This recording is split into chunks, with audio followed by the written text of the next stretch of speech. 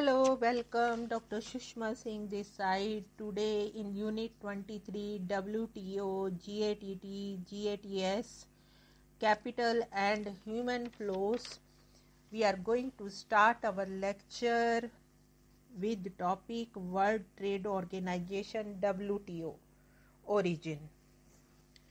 The World Trade Organization WTO has taken concrete shape in 1995 after the successful operation of the General Agreement in Tariff and Trade. For around 5 decades, GATT again had emerged out of some other experimentation in trade negotiations. Indeed, GATT owes its origin to the pre-World War II American endeavor to secure mutual tariff reductions from 29th countries through bilateral means. The concept of multilateral institution emerged after World War II, especially with the initiative of America and Britain, and formed the basis of the formation of GATT in 1947 as transient arrangement. The original intention was to create the third institution to handle the trade side of the international economic cooperation, joining the two Bretton Woods institutions. The World Bank and IMF, over 50 countries participated in negotiations to create an international trade organization, ITO, as a specialized agency of the United Nations. The draft ITO charter extended beyond world trade disciplines to include rules on employment, commodity agreements, restrictive business practices, international investment and services. Even before the task concluded, 23 of the 50 participants decided in 1946 to negotiate to reduce the bind customs tariffs. These 23 nations ratified through the negotiations a combined package of trade rules and tariff concessions, which later came to be known as General Agreements on Tariff and Trades. It came into force in January 1948 while ITO charter was still being negotiated. The 23 became the founding GATT members. India was also a signatory. Although the ITO charter was finally agreed upon at a UN conference on trade and employment in 1948, due to the opposition by some national legislatures, especially US Congress, which refused to ratify its apprehending ITO's interference in its sovereignty, ITO was effectively dead. So, GATT continued until January 1995 when the World Trade Organization came into being after the Uruguay Round final act signed at Marrakesh on 15th April 1994. It has emerged as a super sovereign global agency for framing rules for international trade, investment, intellectual property rights, economic and social agenda for nations with adjudicating authority over member states. The governments of all sovereign states have to comply with the provisions and pronouncements of WTO. India is also a signatory of WTO. Against this historical backdrop, let us examine the functioning and scope of WTO. Now the next topic is World Trade Organization functions, principles and scope. To put it simply, WTO, an organization that deals with rules of trade between the nations at a global or near global level. It has emerged out of negotiations among the member countries on the trade issues. Indeed, it is a place where the member states go to try enhance the trade prospects and to sort out the trade problems they face with each other. It functions for negotiating trade agreements among the member governments. Through negotiations, the WTO helps member countries to remove and lower trade barriers and liberalize trade. Let us take a look at the function, principles, and scope of WTO. Functions. The WTO sets rules for trade among nations. The WTO agreements, which emerge out of the several rounds of negotiations, provide the legal ground rules for international commerce. They are essentially contracts binding governments to keep their trade policies within agreed limits. Although negotiated and signed by governments, the goal is to help producers of goods and services, exporters and importers conduct their business, while allowing governments to meet social and environmental objectives.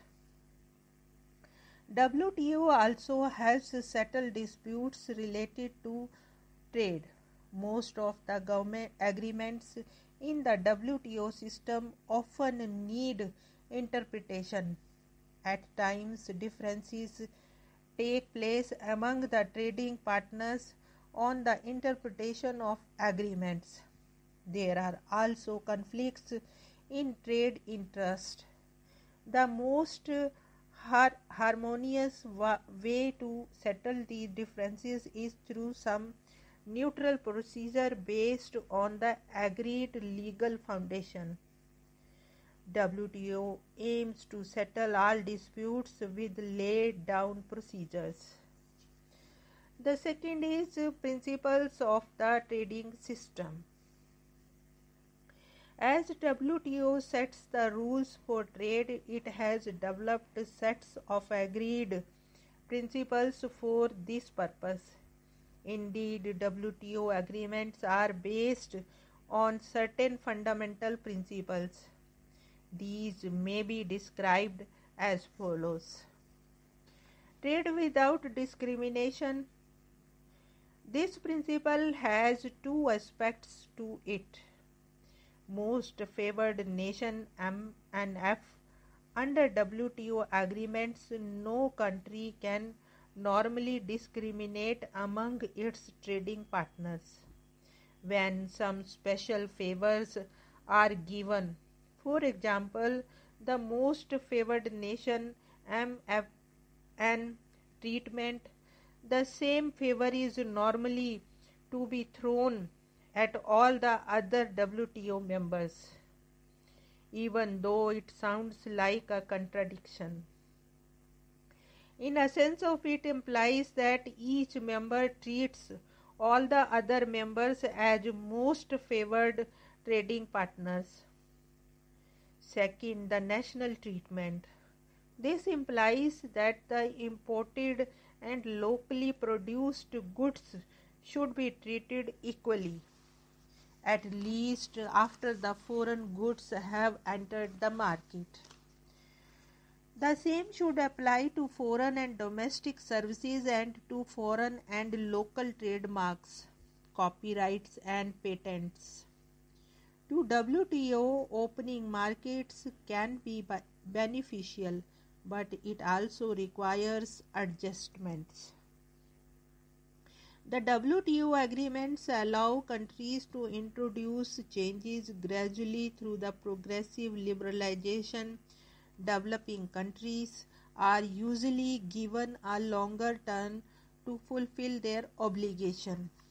Significantly, the WTO agreement also desires the member governments to ensure that the business environment is stable and predictable. Open trade policy and fair competition. WTO recognizes that all the countries, including the poorest, have assets, human, industrial, natural, financial, which can be used for producing goods and services both for domestic and overseas markets. It also recognizes that the bilateral trade policies that allow the unrestricted flow of goods and services sharpen competition, motivate innovation, and breed success. They multiply the rewards that result from producing the best products with the best design at the best price. The WTO believes that lowering trade barriers such as import duties or tariff, restricting or removing quotas, and removing bans on select imports goes a long way in encouraging free trade. Encouraging economic reforms. Trade liberalization is an important agenda of WTO. Over 3/4 of WTO members are developing countries and countries in transition to market economies. Here, all members have committed themselves to market access within a specified time frame. General Agreement on Trade in Service (GATS).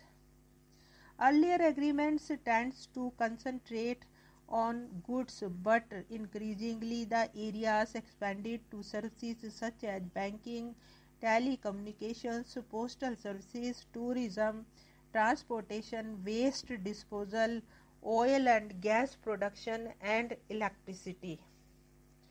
They also cover those services universally considered to be essential to human health and development, like health care, education, and drinking water.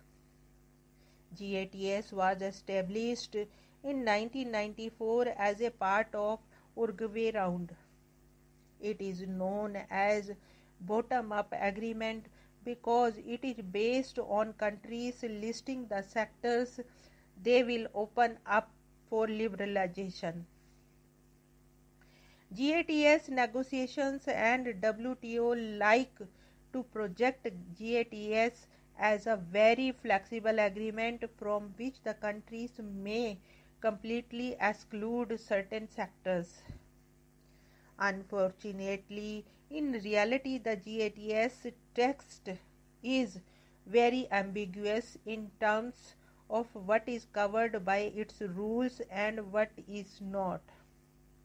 For instance, the first paragraph of GATS states that only government services that are supplied neither on a commercial basis nor in competition with one or more service supplies are excluded from GATS on the basis of being a government service.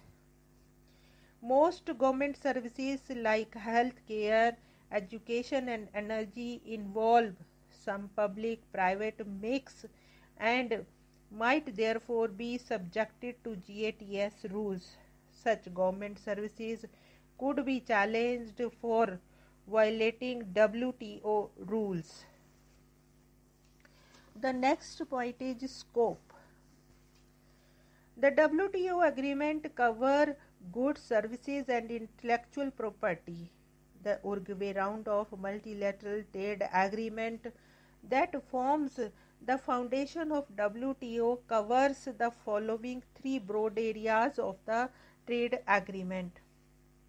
The General Agreement on Tariff and Trade (GATT). GATT include sectors or issues related to agriculture, health regulations for farm products, SPS, textile and clothing, product standards, investment measures, anti-dumping measures, custom violation methods, pre-shipment inspection, rules of origin, import licensing, subsidies and countermeasures, safeguards. The General Agreement on Trade in Services GATS includes movement of natural persons, air transport, financial services, shipping, telecommunications. The trade-related aspect of intellectual property rights TRIPS covers copyrights and related rights, trademarks, geographical indication, industrial designs, patents, layout designs, and undisclosed information including trade secrets. Here we want to close this lecture. Thanks for so patientful hearing.